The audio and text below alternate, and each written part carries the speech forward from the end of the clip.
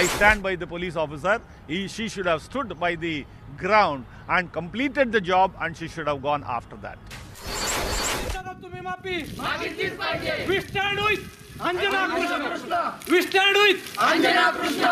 Police department से नाइंसाफी के शिकार होने वाले लाखों लोग हैं, मगर पुलिस जब कभी भी इंसाफ का काम करती है या समाज सेवा का काम करती है तो ये लोग अपना गम भूलकर पुलिस को सपोर्ट करते हैं। 2-3 साल में एक बार भी कोई पुलिस अगर समाज सेवा करती है तो लोग उसका सपोर्ट करते हैं, जय जयकार करते हैं। ऐसे वाक़े 2-3 साल में इसलिए होते हैं क्योंकि मेहनत करने वाले उस पोजीशन तक पहुंच नहीं पाते और पैसे वाले पहुंच जाते हैं। हर फील्ड में, हर पेशे में 2 तरह के काबिल लोग होते हैं, एक मेहनत से काबिल बनते हैं और एक पैसों से काबिल बनते हैं। जो मेहनत से पोजीशन पाता है वो मेहनत करता है और जो पैसों से काबिल बनता है, पैसों से पोजीशन पाता है, वो पैसे कमाता है। आईपीएस अंजना कृष्णा की ये बहादुरी और ये कारनामे दर्शाते हैं कि वो मेहनत से पोजीशन तक आई है, इसलिए उनको पोजीशन की कोई फिक्र नहीं है। अभी इस वक्त हम जहाँ है वहाँ जज्बातों के लिए वक्त नहीं है, इसलिए हम अब मुद्दे पे आते हैं और देखते हैं क्या है मुद्दा यह है कि अंजली दामनाई अजित दादा पवार पर कारवाई करने जा रही है। क्या क्या कार्रवाई करने जा रही है देखिए।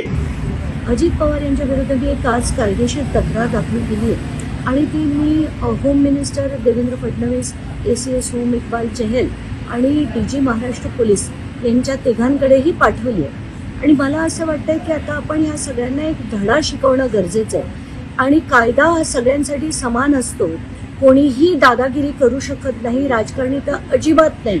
आणि हे जे अवैध धंदे, जे दादागिरी, जी वाटेल ती लूट चालली आहे, एवढंच नाही तर सगळ्या अधिकाऱ्यांवरचे जे पॉलिटिकल दबाव आहेत ते आता कुठेतरी थांबवण्यासाठी आपण सगळ्यांनी प्रयत्न करण्याची गरज आहे। आणि म्हणून मी ही आज लीगल कंप्लेंट पाठवली आहे, त्याच्यावर कारवाई होणार नाही हे देखील मला माहिती आहे। म्हणून मी प्रशांत भूषण यांना सांगून कोर्टात लढा देऊन अजित पवारांवर FIR दाखल करून